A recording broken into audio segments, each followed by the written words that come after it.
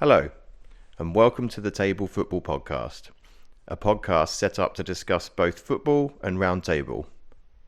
Round Table and Ladies Circle are national organisations which aim to raise money for local charities, support their local communities, and promote lifelong friendships which span across towns, counties, and nations. If you are between the ages of 18 and 45, are looking to do more with your spare time, enhance your social life, and do some positive things for your local community, Round Table and Ladies Circle are always looking for new members. Visit our website at www.roundtable.co.uk for more information.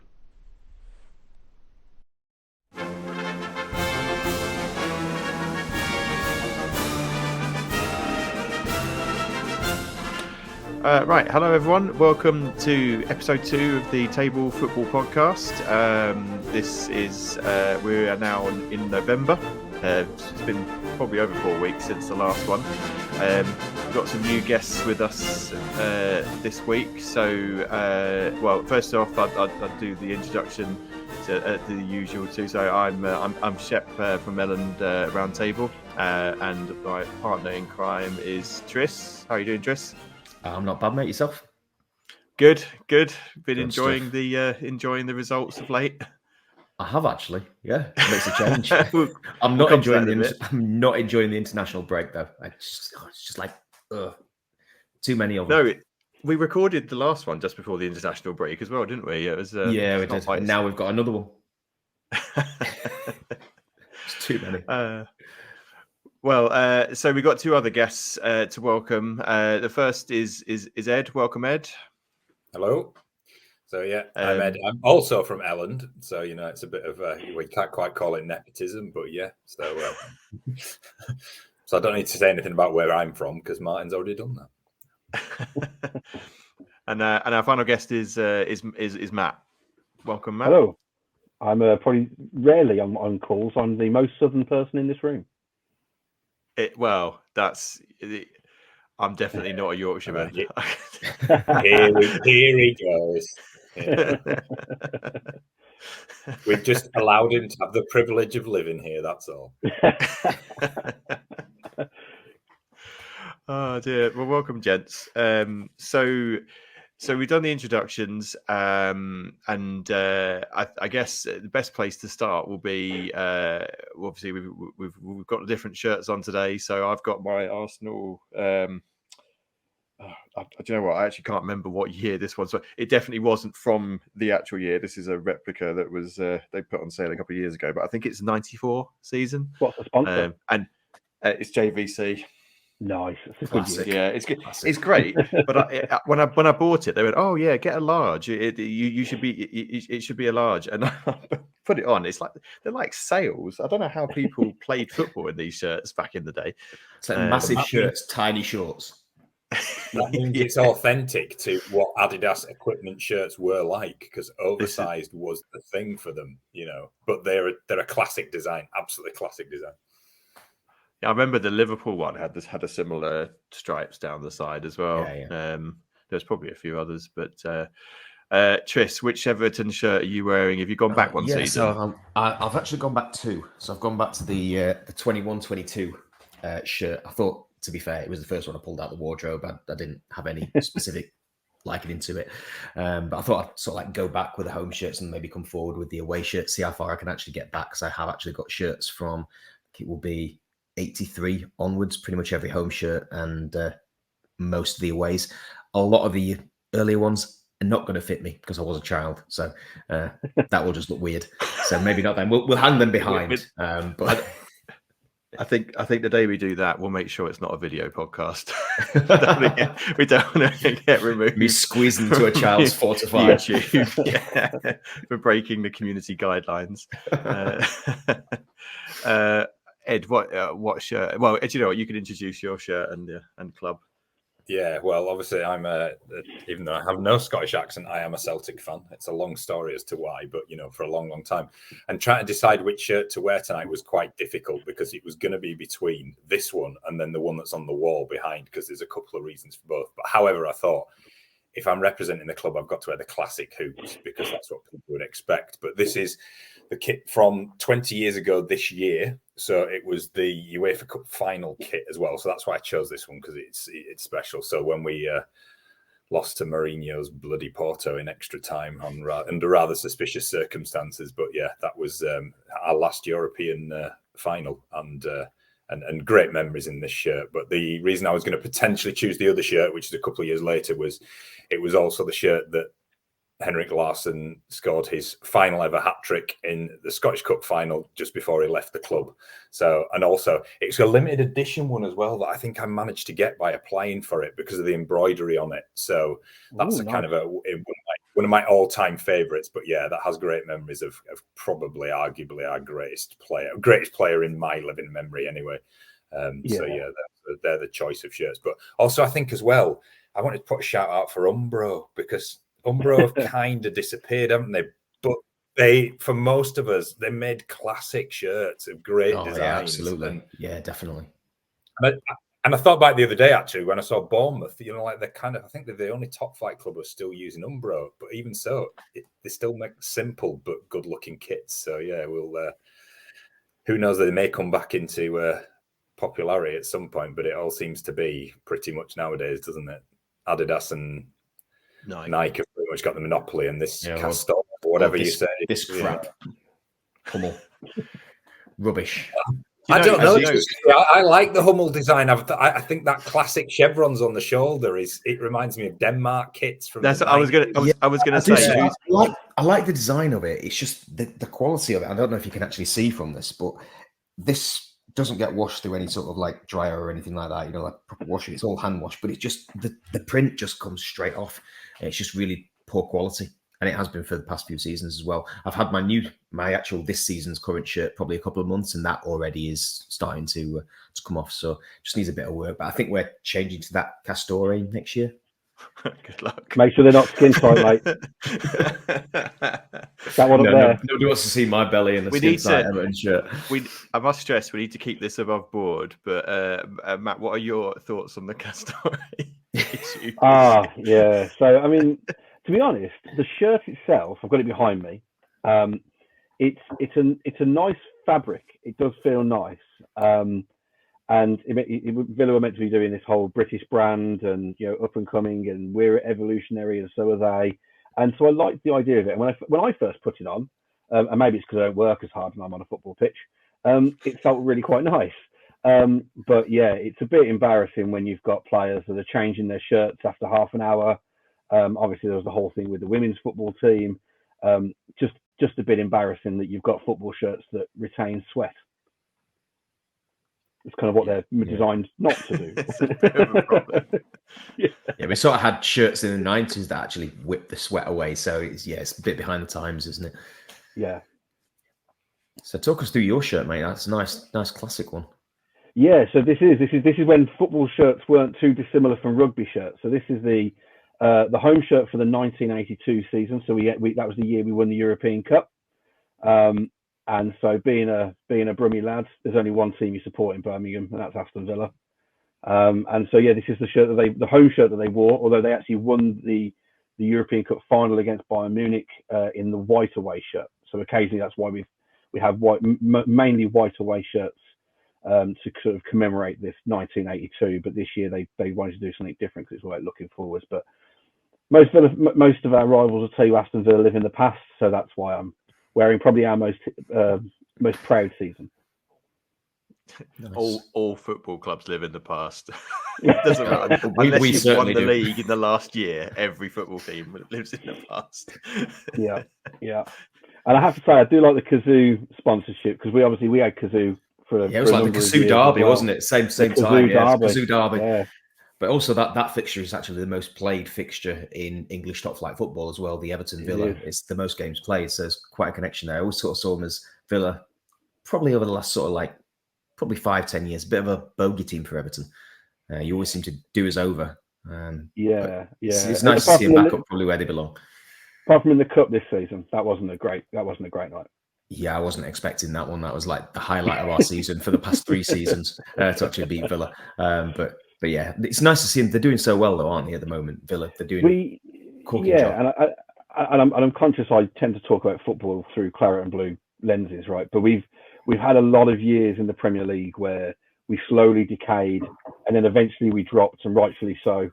And we struggled to get out of that Championship. And I know we'll touch on it a little bit later on, but it's lovely to be back in the, where Villa fans feel that where we should be. We are a unique club. We are a big club, and it's nice to see that we're finally seem to be performing like one.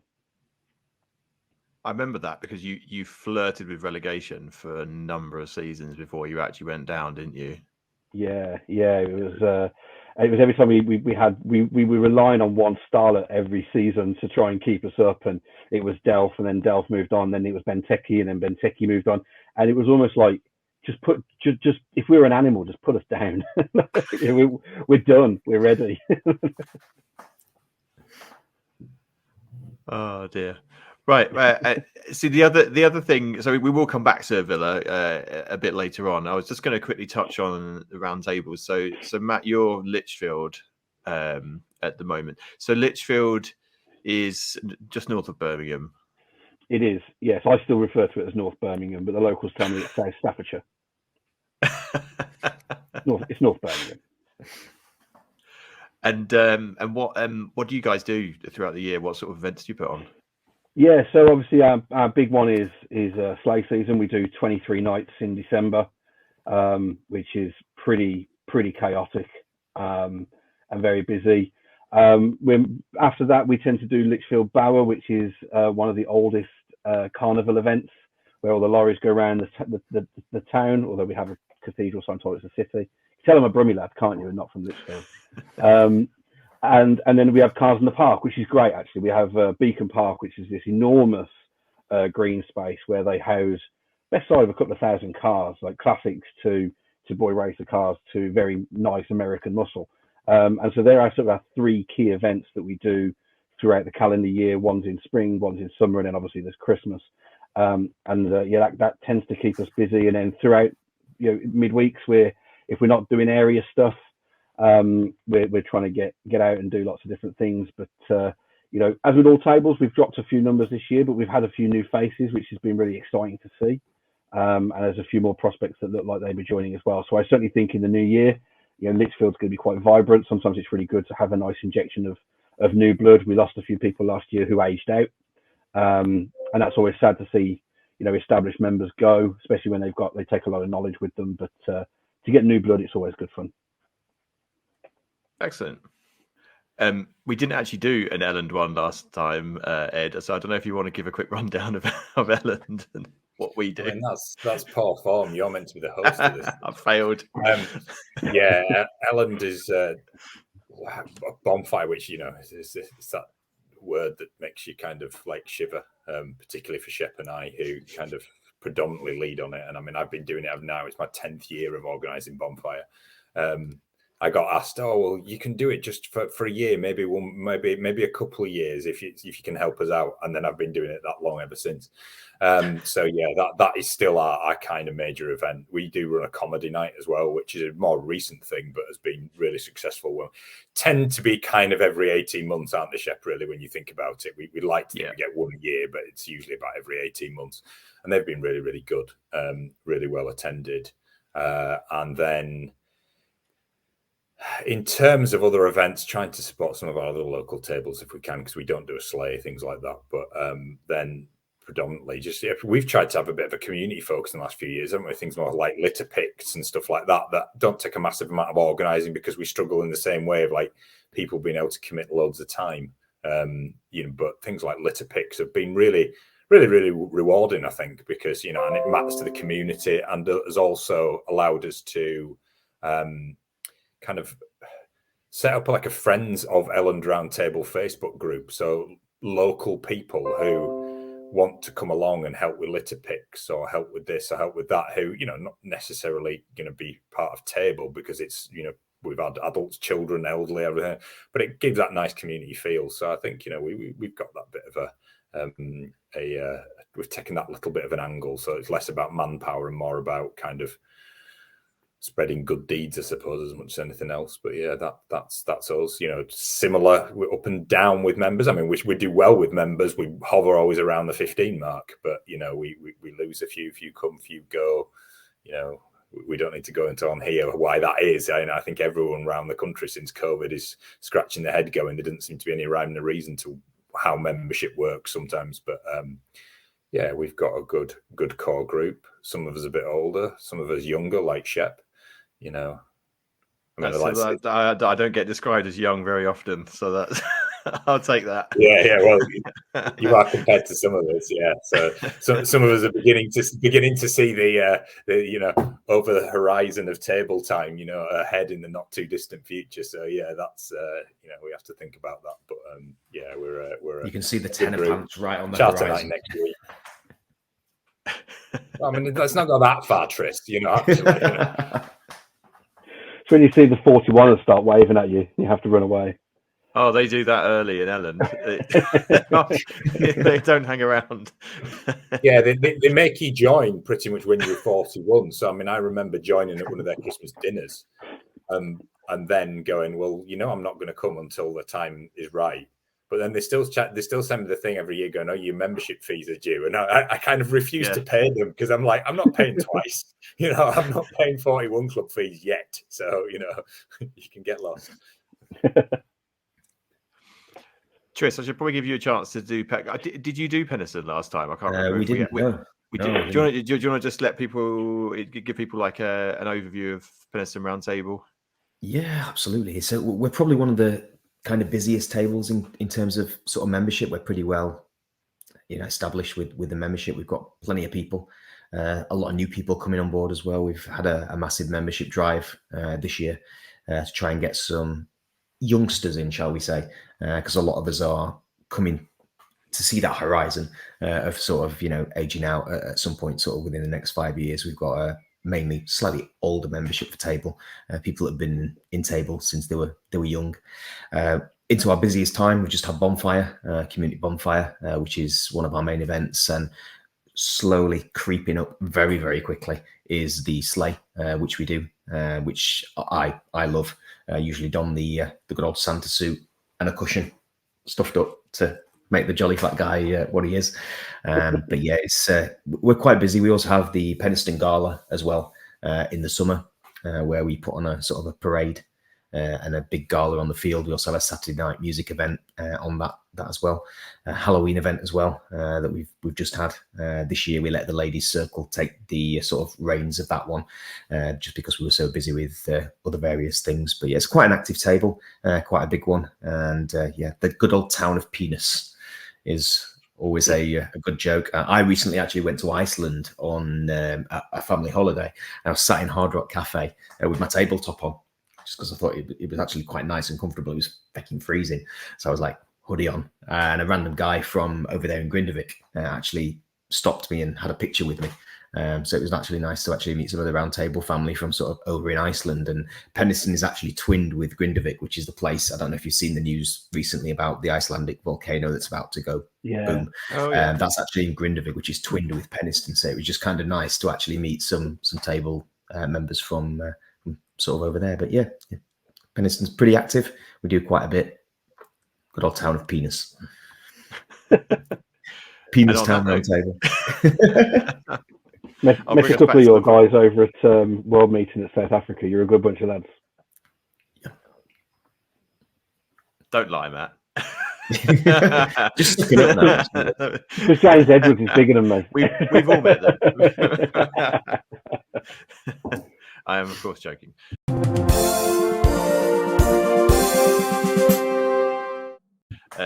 Right, I'll bring us back to the football. So, I thought we'd do a bit of a rundown of, I guess, the results over the weekend. It's been 4 weeks since we did the last one, so a lot has changed. So a lot of things to catch up on. So the first big, well, I thought it was quite a big result, was Spurs going down 2-1 at Molineux. That was mental. I mean, the wheel. I don't want to say the wheels have come off, but I think Spurs suffer from losing 4 of their first team players in one game. Yeah. What it shows they've got it shows they've got a great 11, but there is no depth there. Yeah, I was watching the score. I didn't see the actual game, but I was watching the score, and it got to sort of like 90 minutes, and I was like, oh, they've managed to get 3 points despite losing some players. Literally checked half an hour later, and it's like, where the hell did that come from? It was a bit of a shock, and we all sort of say, don't we? Spurs, they bottle it, and they bottle it every time they get into a good position. They've been playing really, really well this season, top of the league, and then that one result has obviously dropped them down into, is it fourth they're in now? And obviously put the standard 3 back up at the top as it happens. So you just got to hope that doesn't sort of, if you're a Spurs fan, obviously, that it doesn't sort of knock their confidence. And that's everything. I guess confidence, that's probably going to have gone out the window a little bit with that result. Hard to take, losing when you were actually winning at 90 minutes and then you lose 2 goals in injury time. Yeah, was that last one 97 minutes, was it? Something 97, like that, yeah. 90 plus 7. It was a great goal. You seen it? The takedown and then the volley. Yeah, I mean, it's a Midlands derby, Villa Wolves, right? So we've never had an easy time of playing Wolves, but going to Molineux is always tough. But if you're serious about wanting to do something in the league, which I think we all thought Tottenham were at one point, you don't lose 1-0 up at half time. At 90 minutes. As tough as Molineux might be, you can't be losing those type of leads.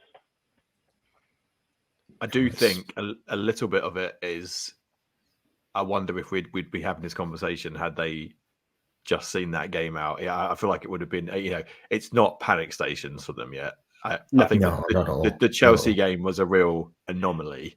They just self-destructed in that game. And then when they had 2 men sent off, they were always going to be struggling, and they actually held out remarkably well. I think it was like that was also minutes, wasn't it? That was also like the weirdest game I think I've ever actually watched. Was it like 5 disallowed goals from a VAR? The first half was just nuts, insane. It was mental. As a neutral, it was great to watch. It was kind of pantomime. It was coming to pantomime season, so it was a silly season. But it's that result of the weekend's got a sting, I think, for Spurs fans. And Postecoglou came from Celtic, didn't he, Ed? What did you think that Postecoglou was going to do this well? Yeah, I can speak with some authority about Big Ange because he was a massive loss to us, and he's very easy how he can become a cult hero because you've probably already seen the way he is with the media. He suffers no fools. He has a philosophy and has a way, and a lot of people think, oh, well, who's this guy? We don't know. He's managed for a long time. He's progressed his way across. He's managed internationally. He's managed some good teams. Yes, he's building up in terms of the qualities of the league he's managed in, but he plays a certain way. There's nothing hidden.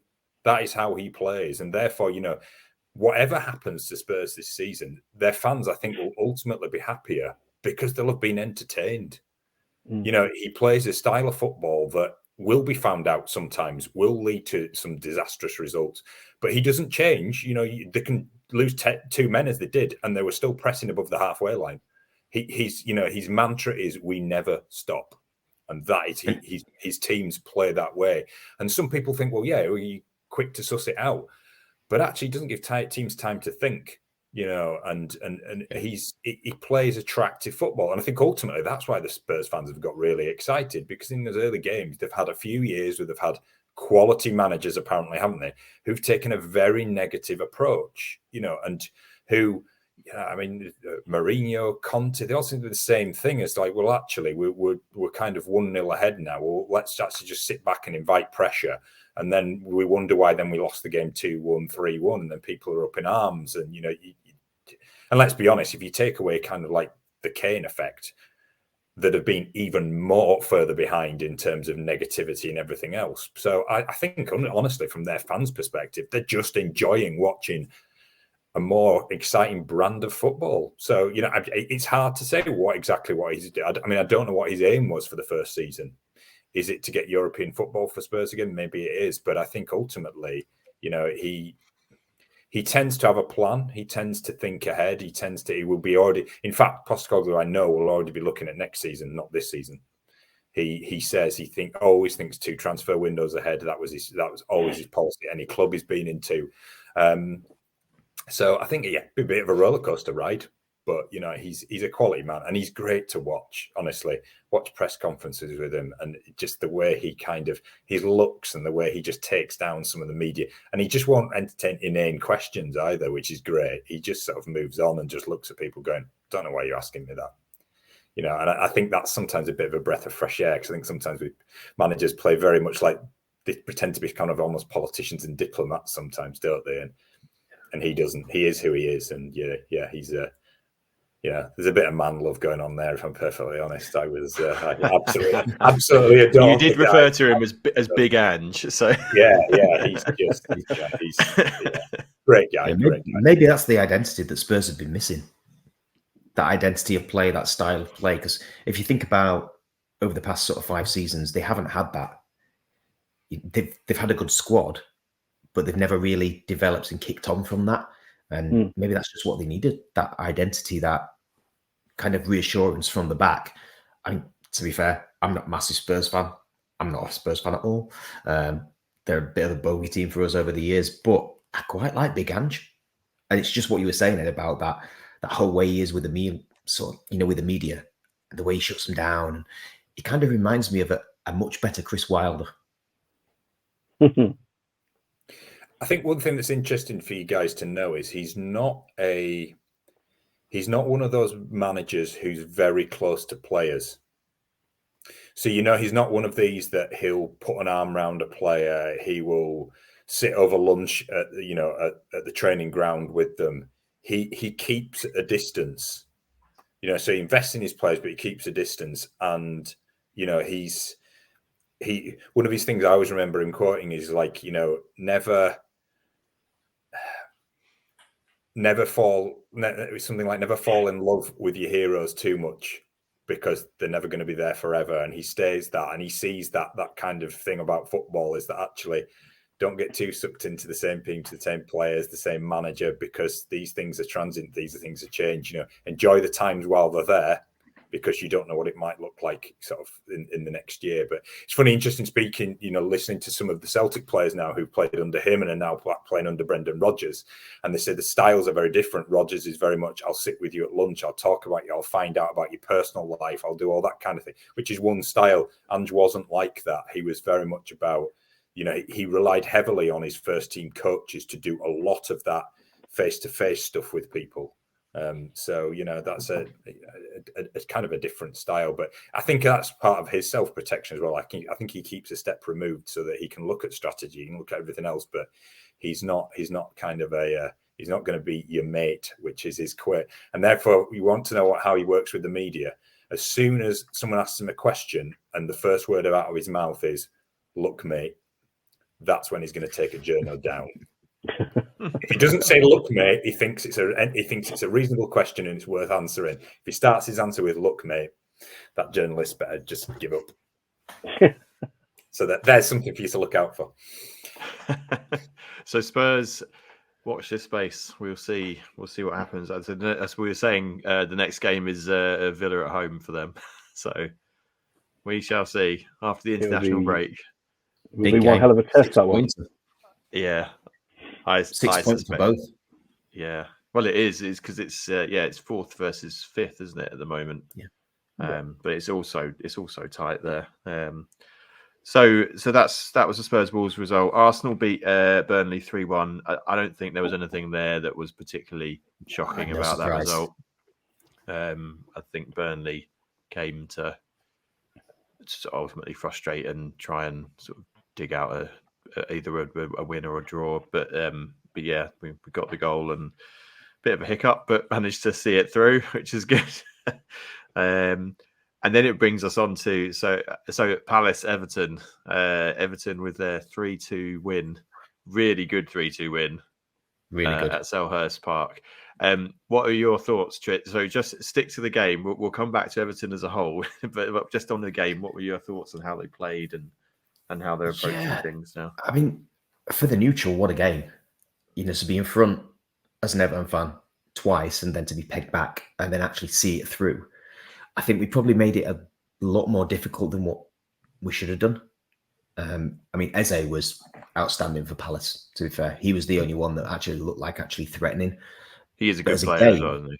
yeah, he is. Yeah, absolutely. Although he was playing a fair bit of the diving stuff as well, hence the reason why he got booked for diving. Wasn't sure on the penalty, have to be honest. I actually thought the penalty shout that actually got waved away was probably more of a penalty than the actual one they actually got given. But yeah, great game.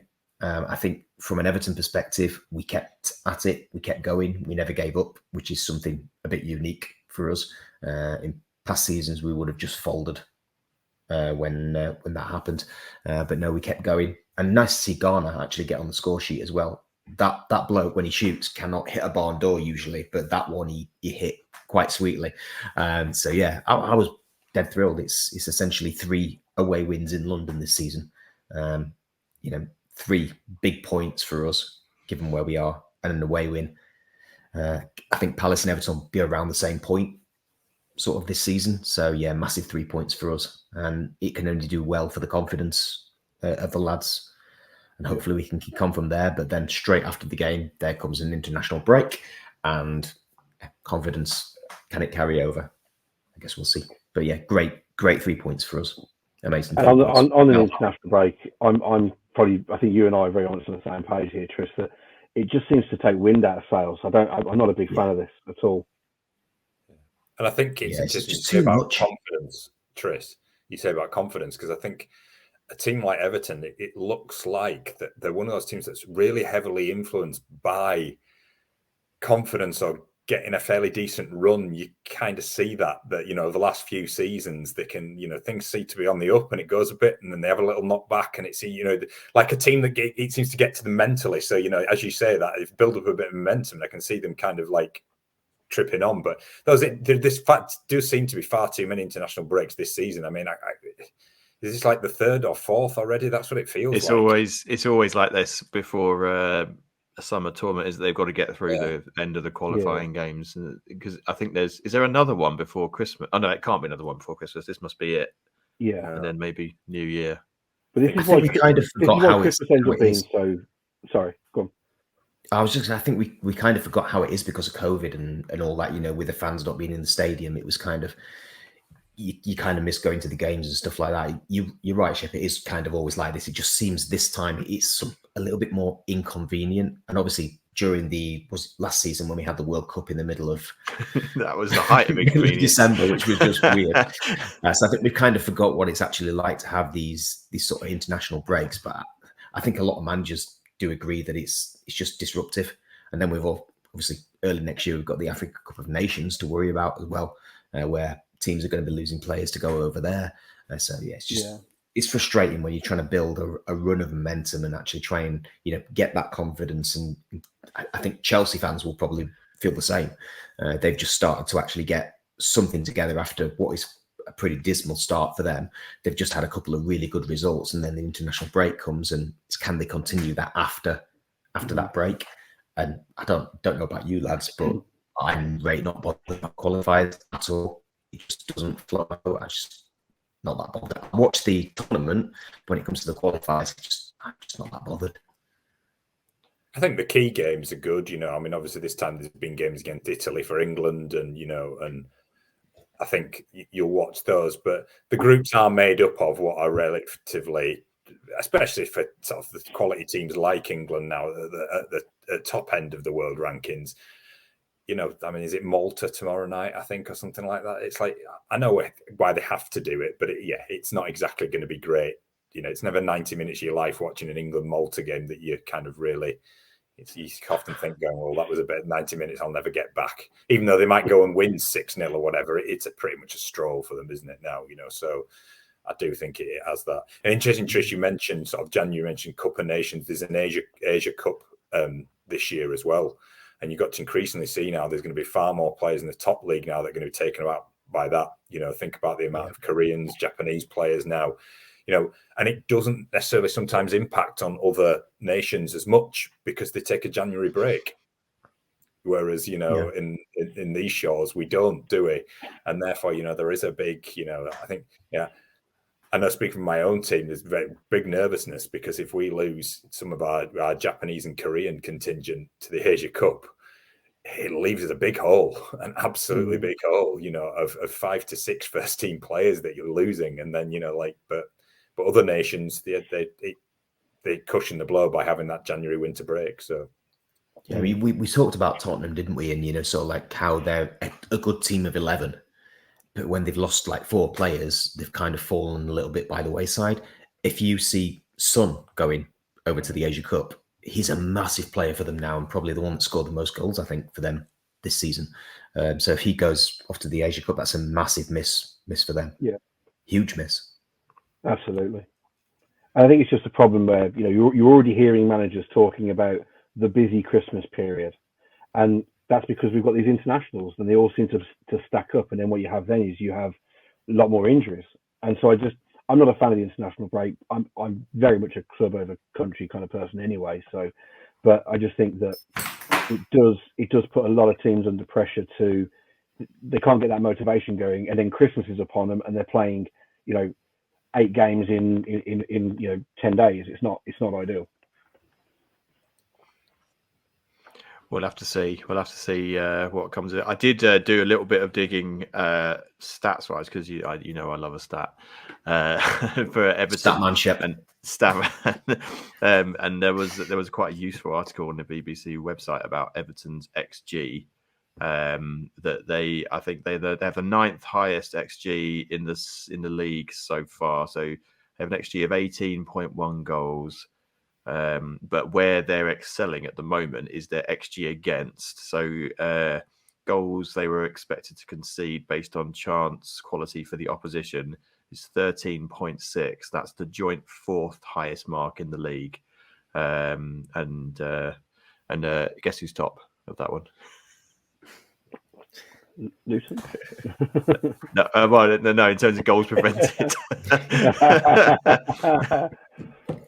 It's Arsenal with 8.6. So Arsenal. I genuinely said Man City. Okay. No. So Arsenal have actually done their defense is a lot better this season than it was last season. The problem is we can't score the goals as easily as we did, which is probably the trade-off. But that's what's doing it. I think Everton are constantly in the hunt for points now. But we'll come back to Everton and intrigue around that football club in a bit. So I'll just run us through the sort of middle results. So United got a 1-0 win at Luton. I don't think that was a game that particularly is going to go down in history as the greatest game of football ever played, but it was job done for them. And United fans are getting like super excited again, aren't they? That they seem to have turned this corner, and it's like it's 1-0 against Luton. At home, it's a result you just should be getting. That's just a win. There shouldn't even be a discussion about it. They seem to have made this a bit of a thing about Ten Hag's been, he's turned it round, and it's like, well, you have just beaten Luton. No disrespect to Luton, but they should have beaten Luton. Yeah, no, absolutely. Well, we'll see. I don't know what United's next. Are United playing Liverpool actually? I think they might be playing Liverpool soon. It's either Liverpool or Everton. I can't remember. It was one of the Liverpool clubs. I think it's actually us. I think it might be you guys. Sure it's us. Yeah. Yeah. Well, that'd be a good result if you can do them over at home. I quite like that. So United still languishing. Well, not languishing, but they are. Where are they in the league? Let's just quickly check. Are they 7th? Currently, they are 6th. At 1 point, courtesy of the next result, which I'm going to talk about, which is Bournemouth and Newcastle. So Newcastle going 2-0 down. Somehow we had to play the Newcastle that were left everything on the field, and then they go to Bournemouth and play like that. They've lost a hell of a lot of players, though, haven't they? Their availability is. It kind of reminds me of us a few seasons ago when we actually had to field 3 goalkeepers on the bench because we didn't have enough players actually left to field the bench. They obviously are struggling I was surprised to see the result, to be fair. I didn't kind of expect it to be a 2-0 win for Bournemouth, particularly when we actually played them a few weeks ago. Bournemouth looked terrible, and we got a really comfortable 3-0 win, and literally could have strolled to a lot more than that. So I didn't expect them to actually see it through. But yeah, shocking result, but yeah, they're struggling. They can't lose that many people due to injuries and suspensions and expect to have the same quality of depth in that squad. And I guess it just shows we've got some of these teams like Tottenham, like Newcastle, who they have these good 11, they have these good, potentially, 5 or 6 people on the bench. But when they lose that many players, there's not that quality and depth quite yet to maybe get them over the line. And that's a big, massive, big hit for Newcastle fans and Newcastle as a team. I was kind of hoping they'd actually do pretty well, to be fair, because they looked really good before they lost all the players. And they're playing on an extra front this year, which they've not been used to for many years. They are in a difficult, Champions League group as well, and that is an extra demand that puts on your squad. Especially if you've got niggles or injuries. That if you're only really playing, Saturday to Saturday, you can potentially carry some of those niggles or slight injuries through. Have to put another game in midweek, and all of a sudden it turns that into a major injury, and then you've lost another player. So it's definitely. If you haven't got it happens to so many teams, doesn't it? So many teams have that European, sort of games popped in there and really, really struggle. And Newcastle are falling for that as well. Like you said, it's them extra games, extra travel, makes people tired, extra fatigue. It's I think it's PSG away, and then they're playing. Is it Inter at home? Is it Inter or AC that's in their group? I can't remember which. It might be AC actually. AC, yeah. So AC at home, PSG away. I mean, they're both going to be really difficult games. But that's why you go and you want to play those games, don't you? You don't want to. You'd rather have that sort of prestige of match versus some of the other ones that happened. So yeah. So the next result then. So Villa 3-1 against Fulham. Happy, Matt? Very happy. I know we're going to talk about it in a bit more depth later, but yeah, just we turned up. It's. I had to keep pinching myself as a Villa fan because we were talking about it before the show. We've had a lot of years where it's been really, really tough, and we've always had this.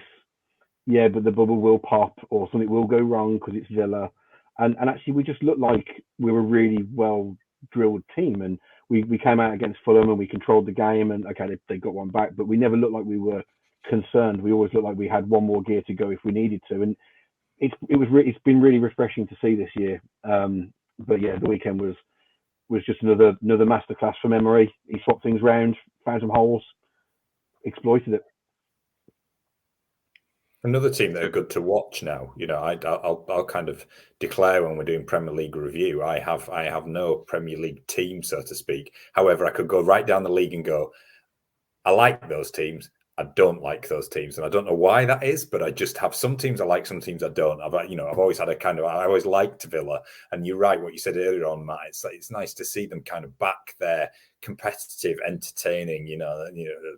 They are a historic club, and it's. I mean, only watching highlights of their games, but they're good to watch. It's great to see, and to see that passion in the stands as well that goes with it. You can see that buoyancy. I think that's everyone can get on that feel good factor train, and it's nice to see for a club that, as you say, has had ups and downs for a long, long time, not massive amounts to shout about. So to see a team coming together, I think that's probably what it is, isn't it, Matt? You can see that team and that manager and what's being done and where they're going and what they're trying to do, and it's positive to see.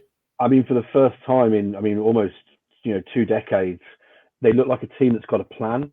They know what they've got to do. They set out their stall. They have their strategy. They're going to stick to their plan, and they've got confidence in each other. They've got belief in each other. They've got a belief in a coach that if things aren't going well on the pitch, that he'll change it, and we'll get something. The amount of times we've gone in.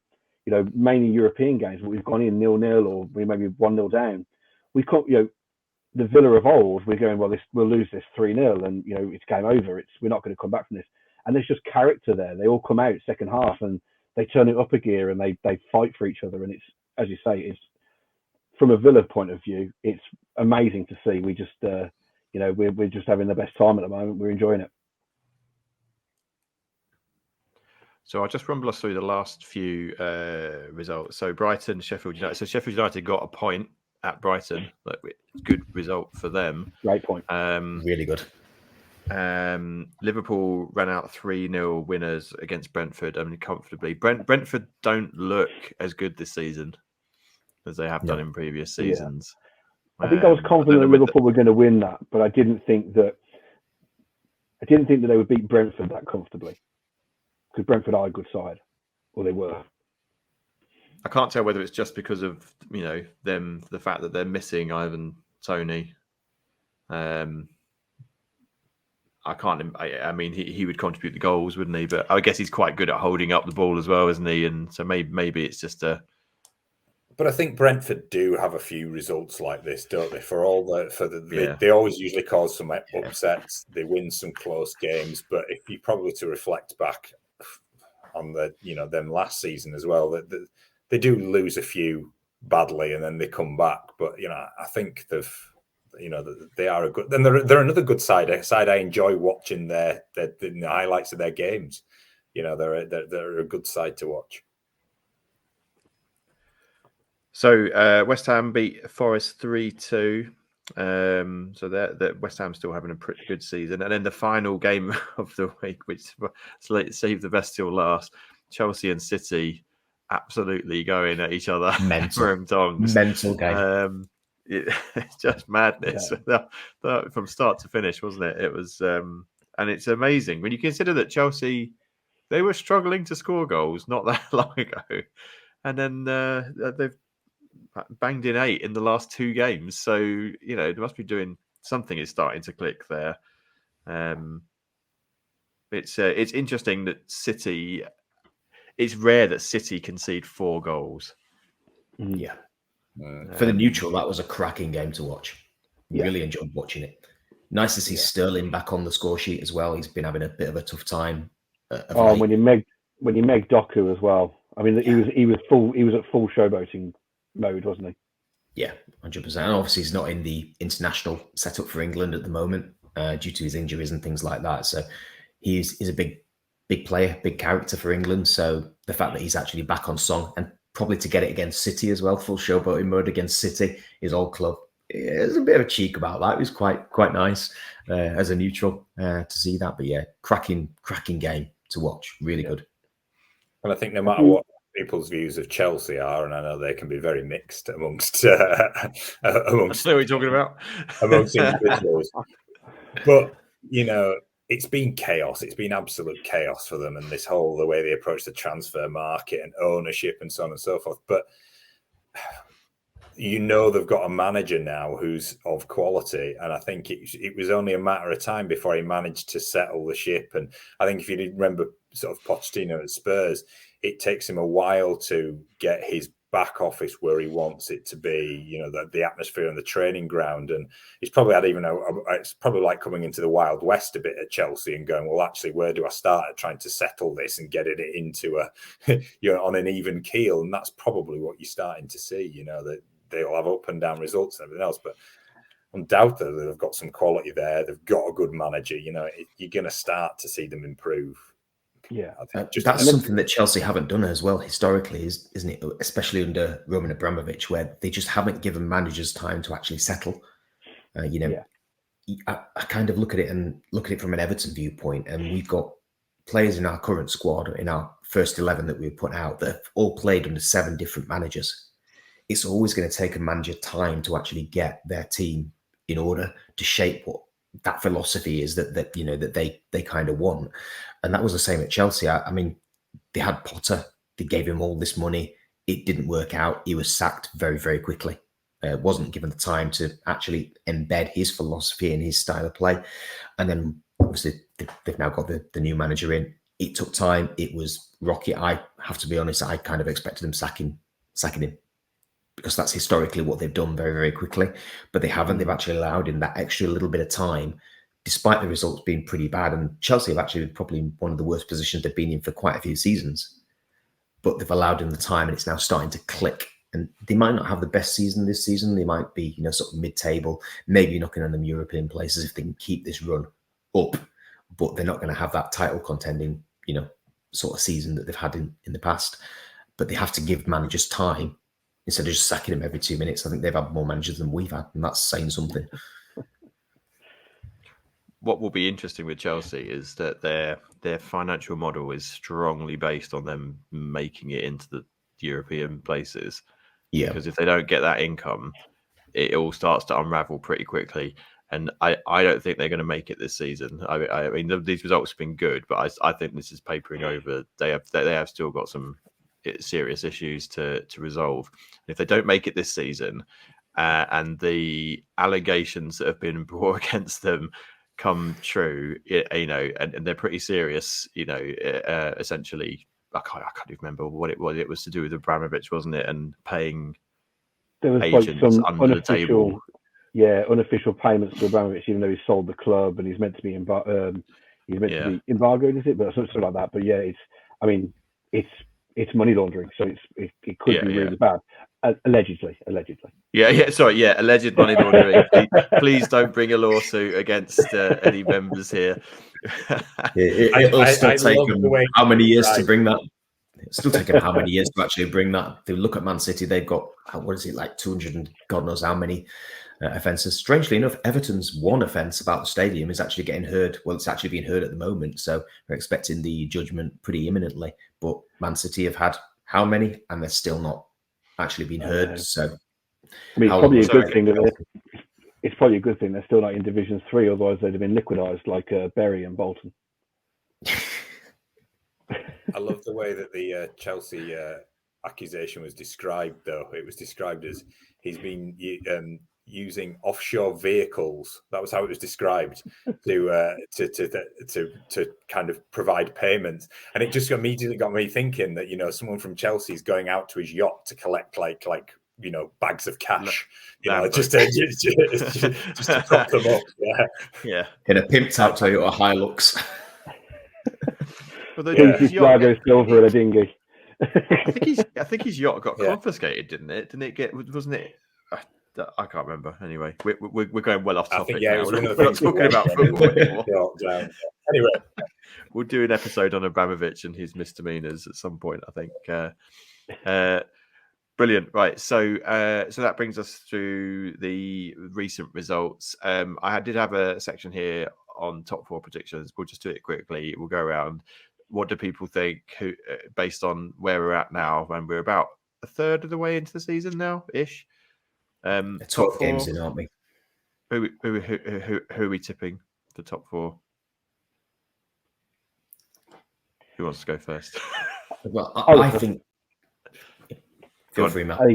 I'm going to play safe, right? I think it's Man City. I think it's Arsenal, Liverpool, and I think Tottenham will do it. I think Tottenham will get fit and they'll do it. I think the injuries will cause Newcastle a bit of a problem. Their European fixtures, I think, will cause them a problem. I think they'll come back stronger next year. I think they'll have a great January window and an even better summer window. But that's my top four for now.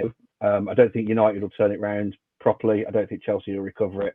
I think we'll have a great season, but there's a lot of hysteria at Villa Park at the moment about can we get that fourth, maybe fifth spot into the Champions League. But look, I think if we can have a great Europa run this year and qualify for Europe again in some form, then I'm pretty happy with that.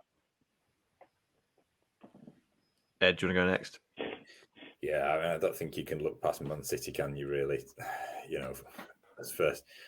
I have a sneaky suspicion that momentum's building at Liverpool, so maybe that they might just pip Arsenal to second, but second and third between them, I think.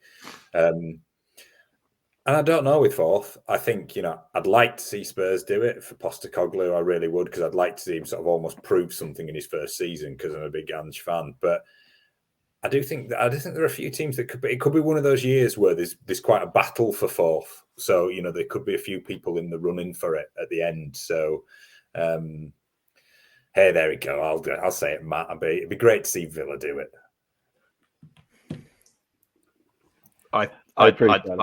I'd tip Villa. Well, based on their current form, I would. Yeah, they're only going one way at the moment. So, yeah, I reckon top three. Yeah, so City, Arsenal, or Liverpool. I mean, second or third, don't really care. If you're not winning it, it doesn't matter, does it? And then Villa. Yeah, that'd be my pick. Yeah, I think we're all sort of seeing that sort of top three. I think we're all in agreement. It's going to be between Man City. It's going to be between Arsenal and Liverpool. I think it's quite unique with these international breaks at the moment because we're actually at a point where every single team within the Premier League has played 12 games. We've not got these games in hands and trying to work out what's going to happen with the next results and stuff like that. It's literally a level playing field at the minute, and we've got quite a nice kind of top part of the table there that's kind of showing the trajectory at the moment. I've got to be honest, I'd kind of like Villa to get fourth as well. That old school previous big club. It'd be nice for them to do it. Similarly, I'd kind of like Spurs to actually do something as well, but I think they're going to fall away because of the players that they've got and they're probably likely to lose in January. And I think Newcastle are just up against it at the moment because of the sheer kind of players that they've lost and suspensions and injuries and things. I think they're going to be chasing the pack a little bit. I think definitely that top three is the same as I think all you boys have said. That fourth place a bit open, but I'd like to see Villa do it, to be fair. Thank you very much. At this stage, though, the points are actually very, very close, aren't they? So close. No one's running away. You're so close. So I think, you'd say it is a long season. It is, but it only takes a team to have a fairly decent run to sort of suddenly put themselves in the frame. And when you've got, is it like 5 or 6 points to separate in the top six? Even at this stage, that's a competitive. And I think everyone would say that's what you want to see. You want to see absolutely. Come May that there are things to play for. It's not that first is pretty much decided. As you say, Shepp, second and third might be a bit of a tussle, but in the end, does it matter that much? If first is out of sight, but you want to see that. You want to see it going down to the last. Wouldn't it be great to take a Premier League game back down to the last weekend almost properly, and maybe 2 or 3 teams be in with a chance of that title? That would be fantastic to see. For the league as a whole and for fans as a whole. Absolutely, especially when you look at that sort of Spurs result at the weekend. Had they actually seen out that 90 minutes, they'd be sat top of the table right now. As it is, they've dropped down. That one result has had a massive impact on how the table actually looks. It would be lovely to actually see that, come the end of the season and the last few games, actually that competitiveness actually going into. I think the last time we actually had that was when it was Man City and Liverpool, wasn't it? Literally last day of the season, when Slippy G kind of slipped on his backside and against Chelsea and let them in and lost the title for him. That as a football fan, that's what you want. That's what you want, though, that drama, and that's the same down the bottom end as well. So you see the link I've done there, Shepp.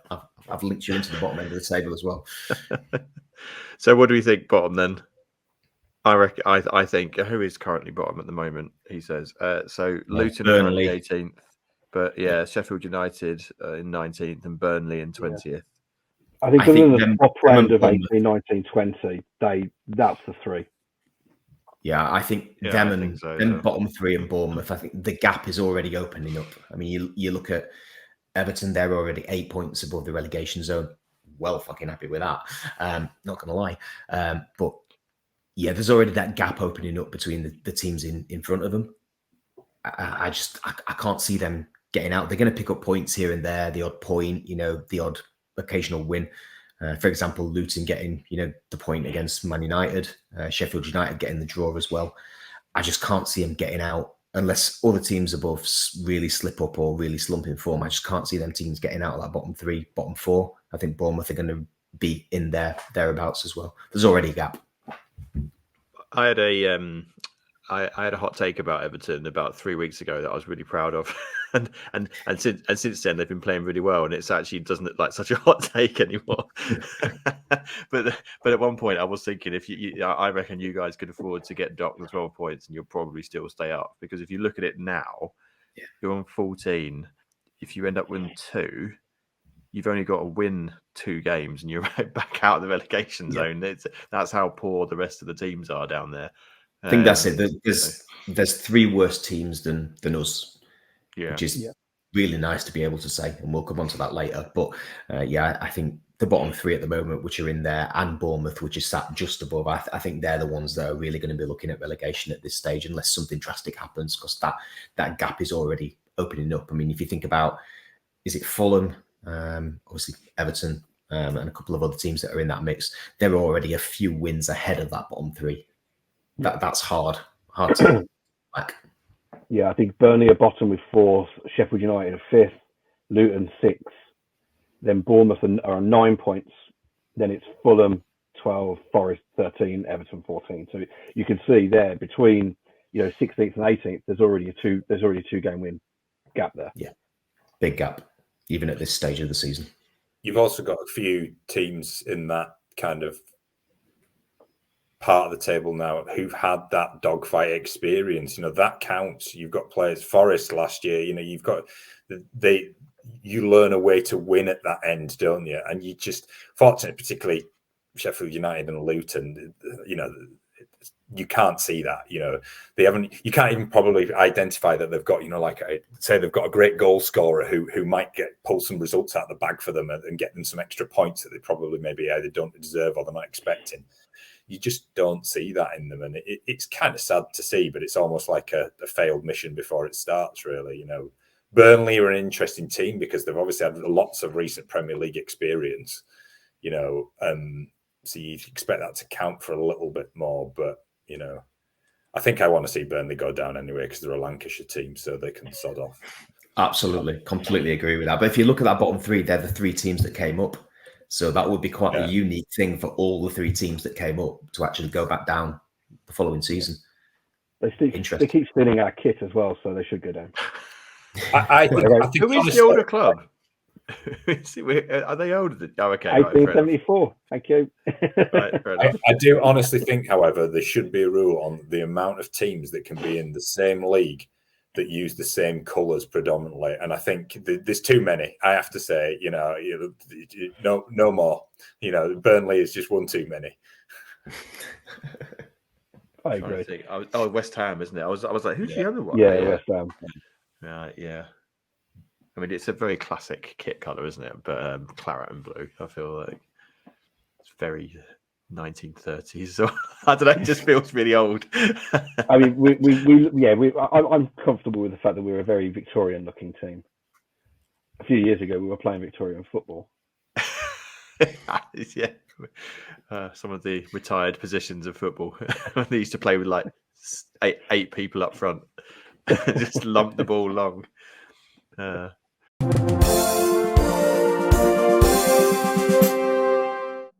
So we've already touched on the disparity. Obviously, we talked about the problem with the fact that the big 6, or I don't even know if it is a big 6 anymore, but the bigger clubs have got a lot of the clout and sort of strangle to a degree strangling the league, and it's not unique for the Premier League. If anything, the Premier League probably it goes a bit further down the league, doesn't it, in terms of how rich the clubs are? But you've got essentially a 2-club league in Spain, maybe 3 in Italy, one in France, in France, 1 in Germany. I mean, Germany is shocking. It's Scotland, it was 2 for a long while, but it's in reality it's been 1 for quite a while now. What do you think are? I mean, FFP I don't think works, and I think that the Saudi issue it's completely just steamrolled everything. It's utterly pointless.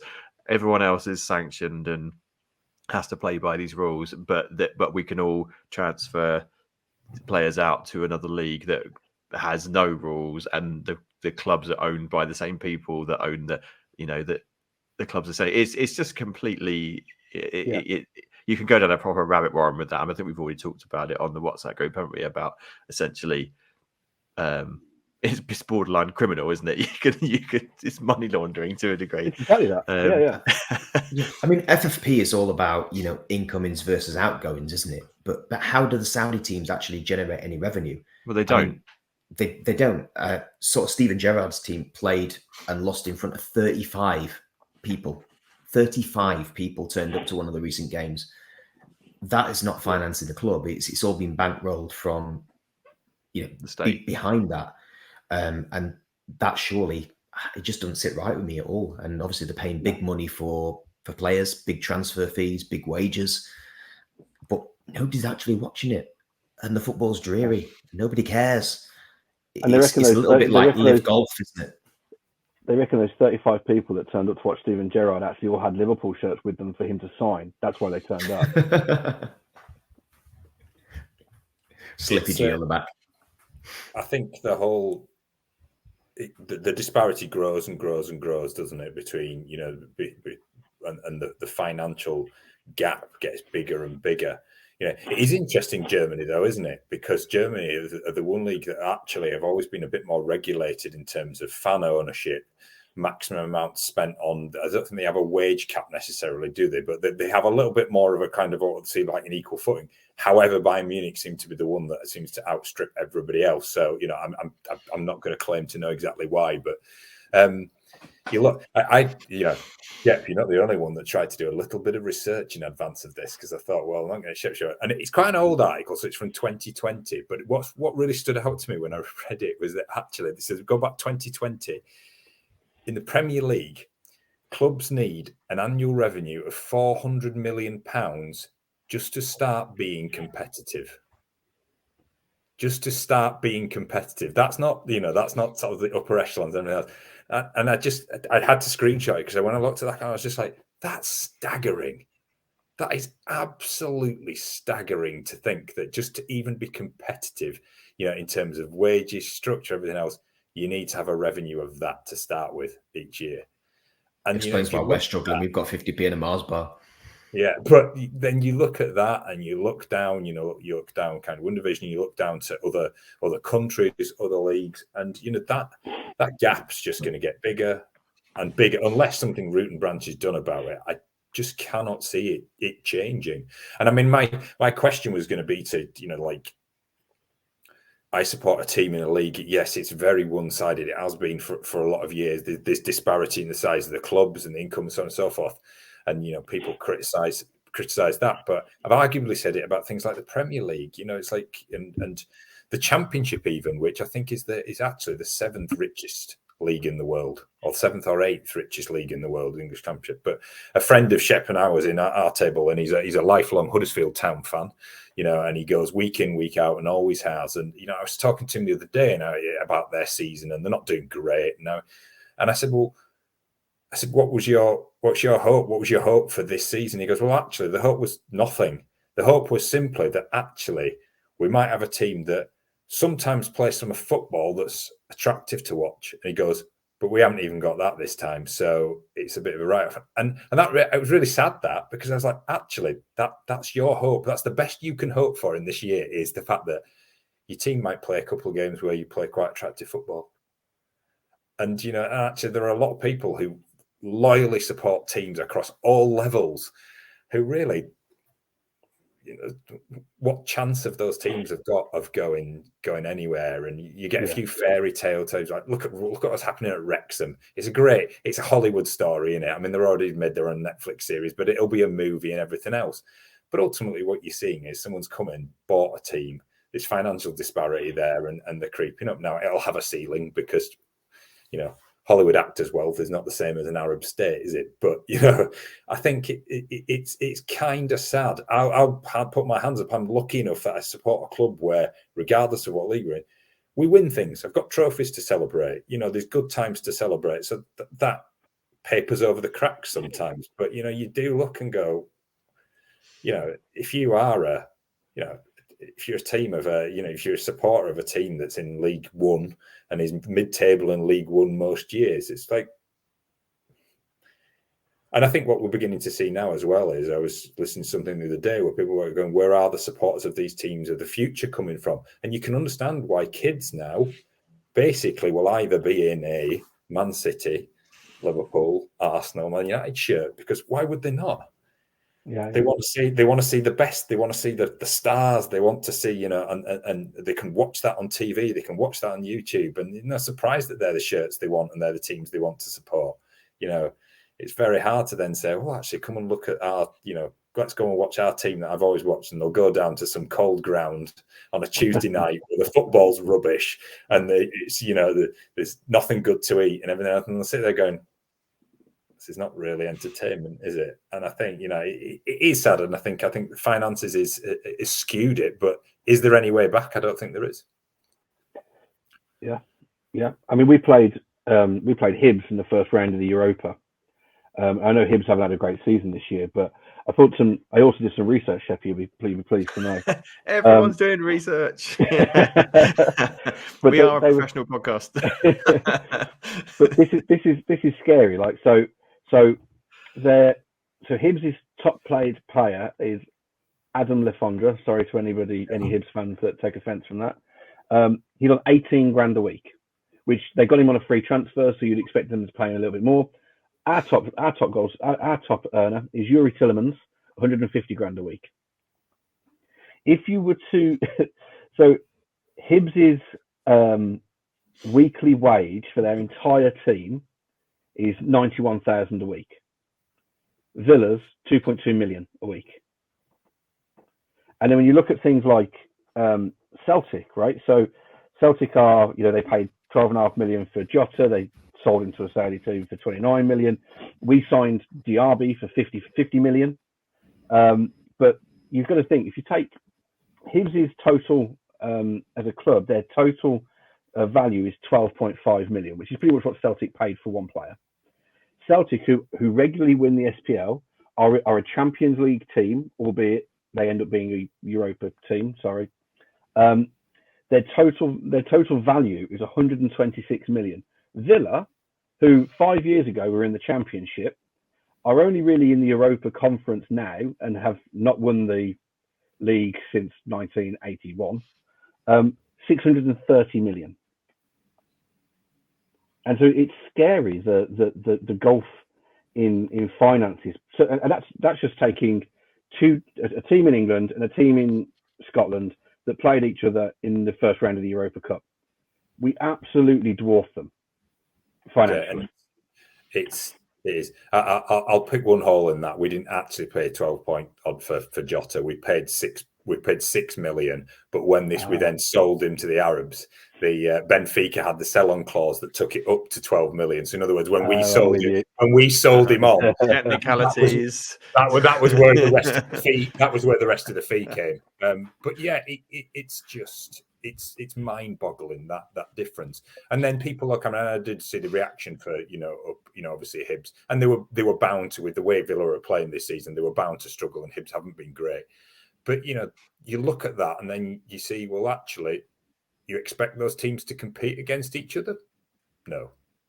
Just by the very nature of it, we know football has the human element of it, so there will always be the freak result. There will always be there'll always be the shock. There'll always be the unexpected, or the underdog. But really, when you look at it consistently, how can a team with that, as you say, with that revenue and paying those wages, with that quality of player, be on the same park, really? And it's and it does beg a question about European competition and things like that. It starts to become very, very, very uneven. I would love to see, because you're in the Europa Conference League, aren't you, this year? I'd love to see how your finances stack up with the rest of the teams in that competition, because it must be that must be ridiculous. Yeah. I think the bookies tipped. I think the bookies have tipped the final to be between us and Fiorentina. Okay, right, yeah.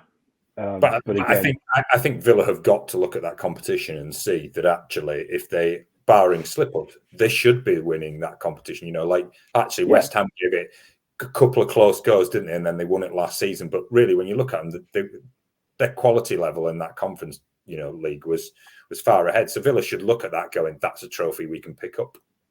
Yeah, and also if you win it, you go into the Europa Cup. So you'd argue that it's actually easier to go Europa Conference to Europa Cup than trying to get a top 4 finish with the teams that are in the Premier League. Yeah.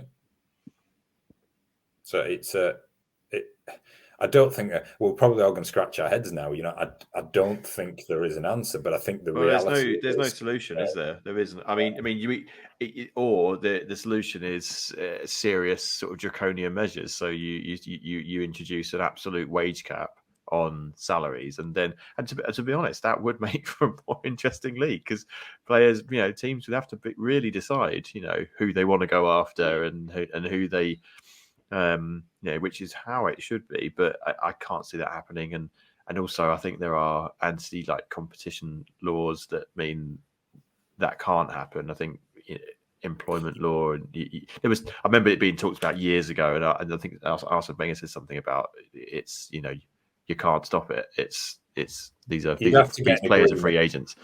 You'd have to get an agreement across all leagues as well, because you would never be the league that would take that brave decision, because immediately the top players would then go to Spain because they haven't got those restrictions. Yeah. So, if only we had an international footballing body that could do that. Not line their own pockets. Hate to kind of you can sometimes compare other sports with it, but as someone who's been a kind of a rugby league fan, most of his life as well, if you look at what the Australian Rugby League done, which is recognised as the kind of the top league of that sport, yes, it's their kind of one of their national sports, but they have always had in the NRL, they have always had like a wage cap structure, a kind of 2 to 3 star player rule for each team. What you find is not the same team wins every year. Every single match is brilliant to watch. Uber competitive, very close. Players move from one team to another relatively frequently because the caliber of player is on a consistent, but they're all getting paid very similar wages, and so the competitive nature of it and the viewing aspect of it is very attractive. But unfortunately, that sport is not anywhere in the same universe or stratosphere as the whole, as you say, business that Tris said earlier, that football is. And I think, unfortunately, finance will always drive it, and that keeps driving it up and up. You mentioned rugby there as well, and obviously rugby union. We've seen quite a few big teams in rugby union which have suffered the exact same consequence of that whole money being fluctuated in, and they've ended up going bust because they just can't keep up with it. So I think that there is certainly things to learn from how you mentioned sort of Australian rugby. That would be brilliant if they brought that into football. It levels the playing field, which is what financial fair play was supposed to do. It hasn't done that. It's kind of created this us and them situation where money does unfortunately talk, and you do end up with a disparity between the teams further down and the teams at the top of the table because of the revenue that the teams at the top can generate. You look at your Man Cities, you look at your Liverpools, your Arsenals, your Man Uniteds, even just down to things like the branding and things like that. You can go into any shop, let's take sports soccer, for example, or Sports Direct or whatever it's called these days. Sport and soccer. We're just going to go back 25 years. We've only just got like inside toilets in Penistone, so that's what it must be. But you can actually go into any one of those and you can actually buy their shirts, their memorabilia. You can buy pencil tins and all sorts in there with those. To try and get anything from, as an Everton fan, you have to go to the club shop or kit bag. But you can't get that type of stuff like you used to be able to back in the 80s and 90s. You could go into any sports shop and buy every single, club in the Premiership or Division 1. You get all of their shirts. You can't do that anymore. And there's a very different branding about it. And that obviously generates revenue for the bigger teams. It's just, there's a massive disparity there between what the teams lower down the league can actually generate in terms of revenue. Hopefully for Everton, the new stadium will help a little bit, 53,000 versus close to 40, but can we fill those seats every week? I expect so. We probably can. I think you will, Tris, but Shepp, you alluded to it earlier on, how much actually does things like stadium size have an impact on revenue? And I didn't screenshot that article, but it was another one I was reading, and actually it's only for some of the bigger teams now, it's only you're looking at maybe a 7 to 8% of your revenue stream anyway, so it isn't massive. It's the rights that's the significant bit, and merchandise and things like that do matter, but it's rights, sponsorship, ultimately TV revenue. That's where the massive income comes from. So that age-old thing of like, well, yeah, and we need to have a 60,000 seat stadium now because it will make a difference. Yes, it does make some difference, of course it does, but not massively. And there's other models that people talk about. Gate revenue is shared equally amongst home and away teams, which I think historically it used to be. I seem to remember reading something about in the 70s and 80s, and that's what happened. And so, but I think the TV money and things like that is so significant now that those other little bits, even just they're kind of they tinker around the edges, really. Yeah, they do. Yeah. Okay, I'm going to move us on just because time is ticking on. We're going to just touch a little bit on Villa, and then I'll bring us on to the big quiz, and everyone can shine or be embarrassed. I just want to beat Ian. If I beat Ian's one, I'm happy. He's not set the bar high. However, I have not done mine yet, so maybe I shouldn't. Maybe I shouldn't say anything. Next time. Next time.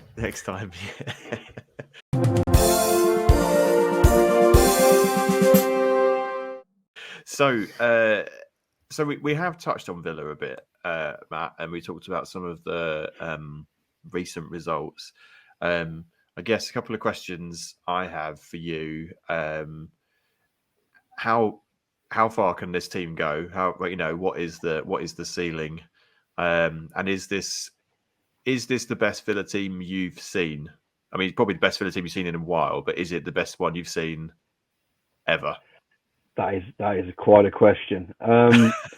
So I mean, season ticket holder for 30 plus years, and I've seen a lot of Villa fans will always focus on, I remember all the bad times, because if you've come around since, when we won this, I was 2 months old, so clearly it's been a while. I think so. I don't remember the Ron Saunders days, which apparently were amazing, most successful manager that we've ever had. Had a punch on for League Cup titles, and then obviously European Cup titles. But he seems to have generated a team that is refreshed, that has a game plan. I've mentioned this before, but they know what they're doing. Whereas in previous teams, even though Dean Smith is a Villa fan, so he's one of our own. We were gutted when he went. We always seem to have a couple of individuals, and even when we were trying to get back out of that Championship and back into the Premier League, it was really only about Jack Grealish, and we all know the story there. Whereas now we seem to have a group of players, and not just an 11. We have a bench as well, which is quite rare these days for Villa, that understand what the plan is. They understand what Emery's asking them to do, and they're being coached. So I think when Gerrard was in charge, the less said about that, the better. I think he always kept talking about this. I need this bit of magic. I need this bit of inspiration. And that's because that's what he was like as a player. Liverpool didn't need to coach Gerrard. He just did it. And that's great for Gerrard, right? But we didn't have 11 Gerrards at that club. We needed people that needed to be coached, needed to be instructed, needed to be made better. And he's done that. Is it the best Villa team I've ever seen? I think I've got wonderful nostalgic teenage years of watching Brian Little's team, where we had people like Gareth Southgate, Paul McGrath, Ian Taylor, Dwight York. Bosnich was a character in himself, and a liability. And they made for very fun games. But I think, I don't know. I think putting the nostalgia to one side, this could well be the best Villa team I've seen, and I don't think there is a ceiling. I think that Emery has been brought in because he's got experience winning European Cups.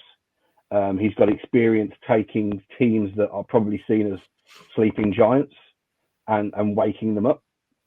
And he seems to be doing that at Villa. And I think that he's been given lots of support, not just in terms of transfer money. We've got very wealthy owners, but they've brought in people like Monchi, so all the coaching staff, all the directors, the footballing directors that he wanted, they've really invested in him and given him a team. And I think that the early signs for me was, I think in the January window, he came in just before December, and we went on a bit of a winning run, and we beat United, which we hadn't done for like 20 years. He sells Danny Ings and brings in Alex Moreno. So he's proven Premier League striker, and brings in a left back, and we just suddenly become transformed. And it's like, well, in what world does that happen? And it's it very quickly becomes he's bringing all the best out of these players. Ollie Watkins is fantastic. Arsenal fan. No, you can't have him, Sheppy. Douglas Luiz, who Gerrard nearly sold to you for 20 million. Is arguably one of the best midfielders in the Premier League right now. And we've got to remember as well, from the team that went on that 10-game winning run to get us into Europe, 4 of those first-team players are injured. And he's been able to replace them with other players, like Pau Torres has come in for Tyrone Mings, who, I genuinely think, as much as I love Tyrone Mings, he will struggle to get back in that team. And I think that, how far can he take us? It's a lot more competitive than when Brian Little was in charge. But I think that he could. I don't think there is a ceiling at the moment. I think that he's got a lot of ambition. I think we've got owners that have got huge ambition. We've got young players that want to do something. Is the Champions League a stretch because of how good other teams are ahead of us? That's the biggest challenge, I think. But I think that Villa could get stronger and certainly have people like Liverpool, Arsenal, Man City worried at least. But you know what? I'm going to be brave. Yes, this is the best Villa team I've ever seen. Nostalgia aside. He's definitely Emery's definitely. He's one of the. Well, I don't know. I haven't got a ranking of managers, but I would say he's top 10 in terms of the managers, in terms of what he's achieved and the sort of caliber of coach that he is. He's definitely up there.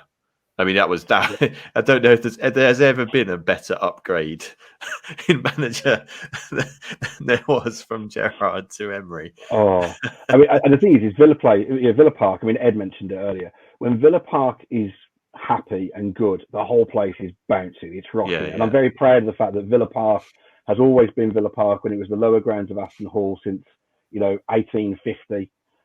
We've always been there. We're a very old traditional club playing very modern football.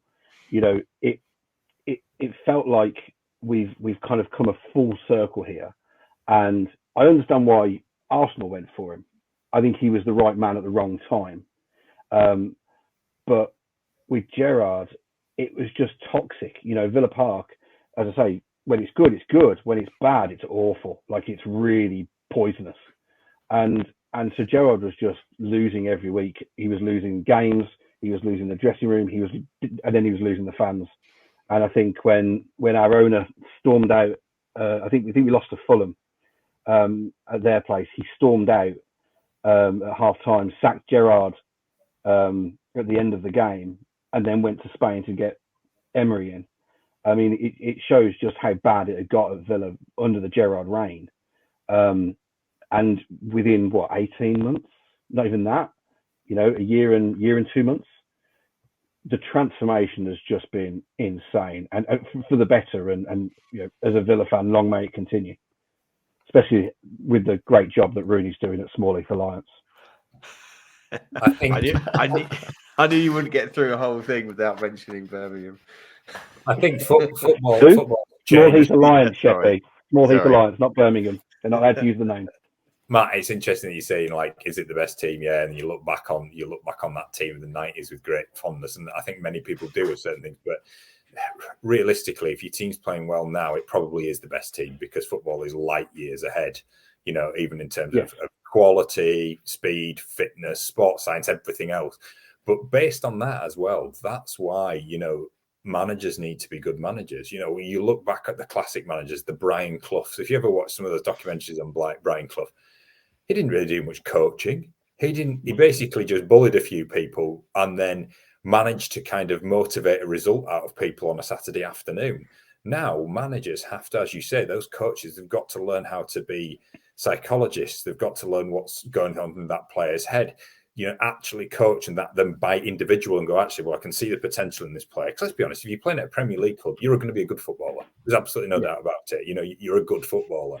But what can lift those footballers? What can make them even better? What can make them think quicker? What can make, that takes a real skill. And that's when you start to see then the likes of Emery, who clearly just have that ability, to be able to do that. Even other managers, look at Frank at Brentford. He's clearly got a very clever skill at taking people at a level and probably getting 10, 15% more out of them than, say, somebody else would, and building them and bonding. And I think it's, massive respect to those managers for what they have to do. Because if you are a top level manager now, let's be honest, you don't get a day off in a year, do you? I think watching a few of those Amazon Prime documentaries, you saw it with looking at the Arsenal one and looking at Arteta, someone who've got great respect for, even though he used to play for Rangers. But you watched that and you saw a guy who, like, it was all consuming, wasn't it? He was the first in. He's doing, everyone else has gone home and they're still looking, they're still planning, they're still exploring. It's a huge skill, and therefore there's no surprise that when you see the ones who can get it right and can get that man management right and that overall, it can lift in very quick, short space of time. It can lift a team and make them fly, and and everything he touches is gold at the moment. You can see the players respect him, and they like him. I think that, it's both of those things, and we love him because you can just see how focused he is on Villa's success. And I don't think you can exist as a manager nowadays. I don't think those managers can exist on fear like they once did. No. Like the Cloughs, the Fergies, the everything else who, they had their time. But I don't think you could survive now. I think half of the players would just turn around and go, no. Although I think if you look at all the really successful football clubs over, probably forever, it's the culture. You get the culture right at the football club, and everyone starts singing from the same hymn. It just, everything else falls into line, because the players train harder, they play harder on a Saturday, and it just, the games that you might not have, edged the season before, you find you're finding a way to win, and it just makes, and then the fans get on board, and it's a snowball effect, isn't it? After that, so. No, I hope they do really. It's a whole business model, isn't it? Because if you think about in probably every industry that we actually all work in, aside from podcasts and that type of stuff, if you've got a comfortable working environment where you feel respected, where you've got that support, you work harder. I think that's no different in football, and that's how football has just become a business. There's much more to it. I think Ed touched on it there with the whole psychology of things as well. Things have changed a hell of a lot since those teams of the 80s and 90s. It's a whole different beast now, is football. It's totally different. And those managers have to do a hell of a lot more than just coach people. Like you said, they've got all that to think about. I certainly wouldn't want to do it. I've recently listened to the BBC podcast, the Everton one. Everton, Nothing Will Ever Be the Same. If you get a chance to actually have a listen to it, it's about last season and all the turmoils. And obviously we had Frank Lampard as manager until he got sacked. And you touched on it there, Matt, about the atmosphere at Villa Park being toxic. The atmosphere at Goodison last season was the worst I have ever seen it, to the point where we had fans apparently putting the CEO in headlocks and confronting players, and it was horrible. But that podcast was actually very illustrative about the task that managers actually have now. So if you do get a chance to have a listen to it, definitely do, because it really does put modern football into a whole different perspective and kind of lifts the cloth on that whole, that secrecy behind it that a lot of us don't actually see. It's actually a really good podcast. Mm. Yeah.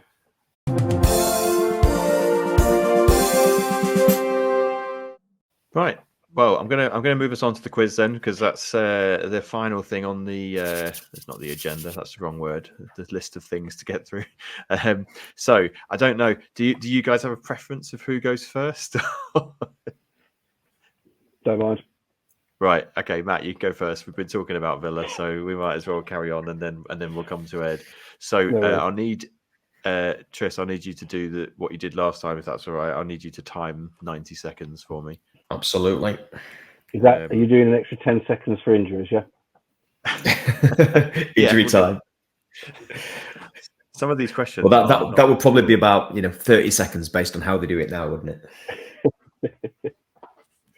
it? Just let me know when you're ready. And ready. Tris, are you ready? I'm just getting there. He's trying to get some extra time. Fergie time. I need to make a note of the score as I go. Come on, Shepp. There must be an app that you can use with this. There probably is. That allows you to put a timer up on the screen. Or I can just do that. There we go. Okay, I am ready. We've got 90 seconds on the time. Okay, right. So your 90 seconds starts now. Okay, question one. So Manchester United beat Villa to the first Premier League title in 92-93. What was the score when the sides met at Old Trafford in March of that season? Oh, was that the you can't even win anything with kids? Was it 3? I'm going to say 3-1 Villa. No, it was 1-1. Question two. In what year was Aston Villa Football Club formed? 1874. Good. In the summer of 1997, Aston Villa signed England striker Stan Collymore. From which English team was he purchased? Liverpool. That's correct. Stephen Davis emerged from the youth ranks at Aston Villa during the 04-05 season. This progress was recognised with a call-up by which country? Northern Ireland. Yep. In the 92-93 season, Dean Saunders was Aston Villa's top goal scorer. Which national side did he represent? Wales. these are all nationality-based questions. Goalkeeper Mark Bosnich left Aston Villa for which massive club? Well, not massive. Manchester United. Yes. Aston Villa's season got off to the worst possible start. Which club defeated them in the opening game at Villa Park? Hang on a minute, it doesn't even tell you which what year? Ignore that question. Doesn't even give you a year. In 1995-96 was the season that Alan Hansen made his famous "You can't win anything with kids" quote about eventual champions United. Aston Villa faced these kids on the opening day of the season. What was the score? We beat them 3-1. 3-1, very good. I am going to give you one more question because we did waste a lot of time reading out a question that didn't give you a year. So I'll give you this last question. So where did Aston Villa finish in the FA Premier League in the end of the 94-95 season? We nearly got relegated, 18th. Very good. Oh, that's a very good score. That is some knowledge. Nice. I mean, that's really I don't know you were worried about getting more than one. You've definitely. Do you know what? Scorned it. I knew he was going to do well when we logged on and he started rattling off all these dates. I thought, he's definitely got this nailed. So you scored 7, which is comfortably first place. I can't remember. Tris, what did you get? Did you get 4? So 4, I think it was. Yeah, I think you got. Yeah. Oh no, you got 5. Ian got 1. Right. Ian's score's looking worse and worse by the day. We need a Top Gear style leaderboard now. Well, I'm gonna do that, but I figured we need to get a few more scores on there first. Otherwise, it's a bit. Sorry, it's not with that. Right. I just say Villa are now currently top of the league, right? That's cool. Yes, in this league they are. Everton were on top for a whole month. It's great. Okay, right. Are you ready, Ed? Yeah, I don't know. How do you follow that? But yeah, go on. You should have gone first. And I am not a details person. I really am not a details person, so I'm dreading this. There'll be lots of I sort of remember, but no. Right, okay, here we go. So, question 1.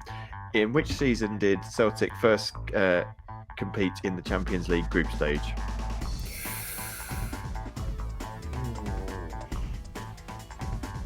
92. That's incorrect. It was 01-02. Which was the only trophy Celtic won in 2000? League Cup. Yeah, correct. Yeah. Under John Barnes. Not under Kenny Dalglish. John Barnes. It was, yeah. Who was Celtic's first ever manager? Willie Maley. Yep, very good. Lubo was brought to Celtic from which German club?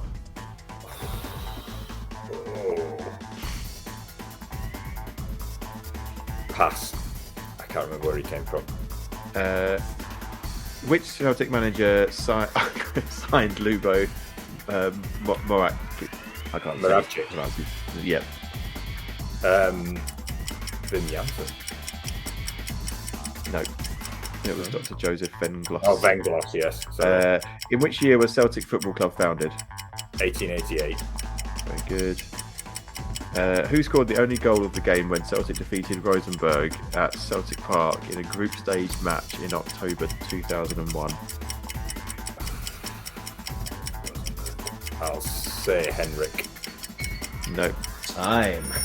I'll give you one more question as we just got to this before. So, who was appointed to the manager's position in June 2000? Martin O'Neill. Very good. See, nothing to worry about. You got 5. Who scored against Rosenborg? Alan it was Alan Thompson.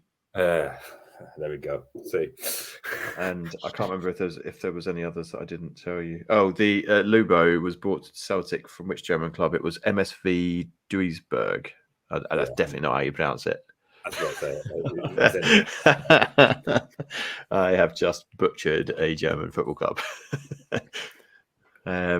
Lovely. Well, thanks very much, gents, for your time. What did I score? I didn't disgrace You got myself. 5. No, you did That's all right. I'll take that. Yeah, that's pretty good. Yeah. Your joint second, as I say, Ian's score's looking really bad now. I'm sure there will be some other. I'm very scared about when I have to do this, to be honest. But Tris is going to come up with the most intrinsic Arsenal questions you've ever heard of in your life. Absolutely. Tris is going to have to do it. Yeah, it's all going to be like. It's going to be about 1930s Arsenal, isn't it? I can tell. And knowing Shepp best, he will absolutely tie himself in knots for 2 weeks in advance of that. He will revise every single thing going. He won't sleep and he will be as nervous as anything over it. No. See, I've already decided I'm not doing any revision. That's unfair. The score is going to be a genuine score. Honour comes first. Yeah. Right. On that note, thank you very much, gents, for coming this evening, and thank you to everyone for listening and staying with us. We'll be recording another of these episodes probably in about a month's time again. But When's an international break? Yeah. When there's another international break. Yeah. It's not by design. Not by design. They arrange it around us. So. Oh dear. Right, lovely. Thanks very much, gents, and good evening.